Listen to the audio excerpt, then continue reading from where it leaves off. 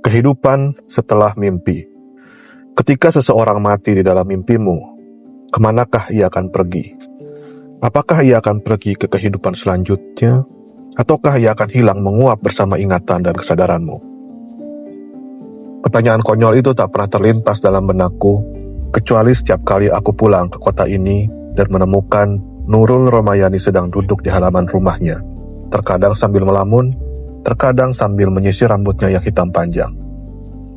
Nurul Romayani adalah seorang gadis dari tempat yang sangat jauh.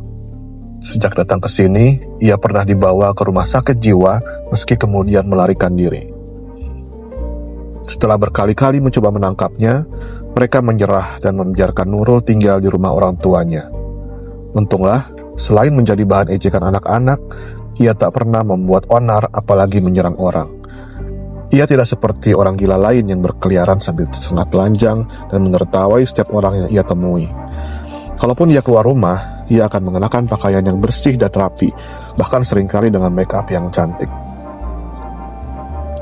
Bila berpapasan dengan orang lain, ia akan melihat wajah orang itu selama beberapa detik, lalu kembali menutup malu, menyadari bahwa orang tersebut bukanlah kekasihnya yang ia cari. Awalnya, aku mengenal Nurul Romayani dari Johan, tetanggaku yang berumur 1 tahun lebih tua. Waktu itu aku masih SMA dan cukup akrab dengan Johan yang sudah menjadi mahasiswa. Selain karena sering membantuku mengerjakan tugas sekolah, ia juga sudah menganggapku sebagai adik perempuannya sendiri. Ia sering bercerita tentang masalah pribadinya, termasuk masalah percintaan dan masalah orang tuanya yang sering bertengkar. Namun tak ada satupun cerita Johan yang begitu aneh, seaneh ceritanya tentang sebuah mimpi yang ia alami pada suatu malam. Ada perempuan yang mati dalam mimpiku, ucapnya ketika aku sedang berkunjung ke kampusnya untuk mengembalikan sebuah buku. Dalam mimpinya itu, ia menjadi seorang perempuan, seorang kembang desa yang layu karena kekasihnya tewas dibunuh sehari sebelum hari pernikahan mereka. Menurutnya, seluruh kehidupan bertahun-tahun sebagai perempuan itu, ia mimpikan hanya dalam satu malam. Mulai dari masa kecilnya, masa remajanya, hingga saat ia mati bunuh diri. Mungkin benar bahwa dimensi waktu di dunia mimpi memiliki ukuran yang berbeda dengan dunia nyata. Semakin lama, ceritanya menjadi semakin detail, seolah ia sedang menceritakan masa lalunya sendiri. Ketika menceritakan pertemuan dengan kekasihnya, Johan tampak seperti gadis yang sedang jatuh cinta. Matanya berbinar-binar, senyumnya mengembang, bahkan mungkin ada sedikit rona merah di wajahnya. Aku tahu dia laki-laki normal, karena itulah ekspresinya membuatku ngeri. Lalu ia bercerita bahwa kekasihnya dalam mimpi itu ditemukan tewas bersimbah darah di tepi sungai. Pelakunya adalah laki-laki lain yang cemburu dengan hubungan mereka. Katanya, ia masih ingat rasa racun yang ia minum di depan kuburan kekasihnya. Ia masih bisa merasakan tenggorokannya yang tercekik, matanya yang panas, dan pipinya yang ambruk menghantam tanah bertabur kembang. Setelah itu, ia pun terbangun dari mimpinya. Namaku dalam mimpi itu adalah Nurul Romayani, ujarnya. Awalnya, aku tidak terlalu menganggap serius mimpi Johan. Bagiku, itu hanyalah sebuah mimpi berkesan yang cepat atau lambat akan dia lupakan juga. Namun sejak saat itu, aku menyaksikan perubahan dalam diri Johan. Sampai saat ini, aku masih mengira bahwa aku adalah Nurul Romayani, ujarnya dengan napas rengang. Saat itu ia baru saja menjerit karena melihat wajah perempuan dengan mulut berbusa saat bercermin. Aku mulai curiga bahwa mimpi itu bukanlah mimpi biasa. Johan sering melamun dan menangis sendiri. Ia menghindar setiap kali aku mengajaknya bicara, bahkan berhenti kuliah tanpa alasan. Menurut orang tuanya, suhu tubuh Johan meningkat tinggi dan ia sempat jatuh koma selama beberapa hari. Setelah pulang dari rumah sakit, ia sudah tidak bisa diajak berkomunikasi lagi. Suatu malam, saat aku pulang dari berbelanja di supermarket 24 jam, aku melihat seseorang sedang berjalan terhuyung-huyung di perempatan jalan. Awalnya aku tak mengenalinya, tapi ketika wajah kami berdekatan, aku yakin bahwa itu adalah Johan. Ia mengenakan daster putih kebesaran yang mungkin ia curi dari lemari ibunya, sementara rambutnya dibiarkan panjang hingga sepundak. Kupikir mungkin karena kondisi mental yang tidak stabil, ia jadi tak mempedulikan penampilan. Namun anehnya, aku tak dapat melihat kumis atau jenggot di wajahnya, seolah ia mencukurnya setiap hari. Ketika aku amati lebih dekat, bibirnya terlihat lebih merah dari biasanya. Aku mencoba mengajaknya bicara, tapi ia tampak linglung. Matanya mengamatiku seperti melihat orang yang baru ia kenal. Lalu, yang keluar dari mulutnya bukanlah sebuah jawaban, bukan pula kata-kata yang dapat kupahami. Ada jeritan yang meluncur dari mulutnya, dan jeritan itu pun terdengar seperti suara perempuan. Sekujur tubuhku merinding mendengar suara itu.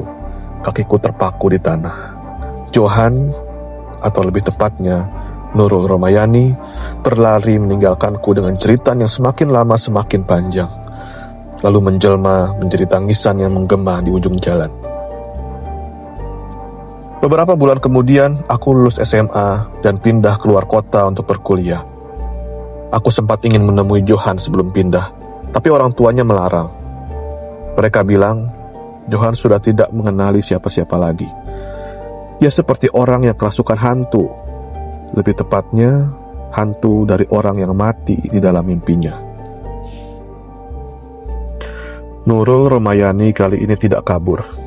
Ia duduk di hadapanku, menatapku beberapa detik, lalu menunduk. Aku bukanlah kekasih yang ia cari. Entah ada di mana laki-laki itu. Mungkinkah ada orang lain yang memimpikan kematian kekasih Nurul dan kini juga sedang dirasuki? Mungkin satu-satunya cara untuk membahagiakan Nurul adalah mempertemukannya dengan orang yang sedang dirasuki kekasihnya itu. Itu pun kalau teoriku benar. Aku memberanikan diri untuk menyentuh wajah Nurul Romayani, lalu mengangkatnya ke atas agar aku dapat melihatnya lagi. Wajahnya sangat halus, matanya bulat dan indah. Tak ada sedikit pun sisa-sisa Johan yang pernah ku kenal. Bila Nurul pindah ke dunia ini setelah mati, lalu kemanakah Johan pergi? Malam itu aku pulang ke rumah orang tuaku, menyantap masakan ibu dan menemani ayah menonton pertandingan sepak bola. Kami sempat membicarakan tentang Nurul Romayani, tentang Johan, dan tentang kedua orang tua Johan yang mulai bisa mengikhlaskan kondisi anak laki-lakinya itu. Menurut ibu, orang tua Johan kini tak pernah bertengkar lagi dan sudah menganggap Nurul sebagai anaknya sendiri. Lagi pula, katanya, ibu Johan memang pernah menginginkan anak perempuan. Aku tidur di kamarku yang sudah lama tak ditiduri, lalu aku bermimpi. Aku bermimpi menjadi seorang laki-laki. Laki-laki itu, atau lebih tepatnya aku, membunuh seseorang di tepi sungai. Aku menikamnya dengan pisau dapur dan melempar senjata itu ke dalam sungai. Aku berlari, bersembunyi, dan ketakutan setengah mati, hingga akhirnya sekelompok orang berhasil menemukanku.